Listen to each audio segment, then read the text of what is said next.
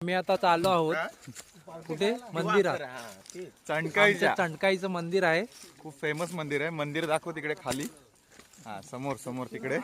आणि आमनेश्वरचं आपलं मंदिर दाखव ना इकडे. हे आम्ही आताच आमनेश्वरचं मंदिर आहे आमच्या बाजूला, त्याच्याच बाजूला हे चंडकाईचं मंदिर आहे. खूप आम्ही त्या मंदिरात आम्ही ब्रुंबाळ गावात आमचा इतक्या जन्म वर्षाने झाला. पहिल्यांदाच आम्ही सकाळचं दर्शन घ्यायला आलोय. नाही तर आम्ही पहिले वडापाव खायला जातो, पण आम्ही आज पहिल्यांदाच दर्शन घ्यायला आलोय. हे आमचे मित्र पण आणि भाऊ पण. हे आमचे सर्वात अध्यक्ष आमचा शरद कवलकर, हे योगेश कवलकर, कलकर. अशा प्रकारे हे दिलीप कवलकर, हे प्रदीप कवलकर, हे विश्वास कवलकर, हे प्रशांत कवलकर, हे सौरभ कवलकर, हे सुशांत कवलकर आणि हे श्रेयस कवलकर.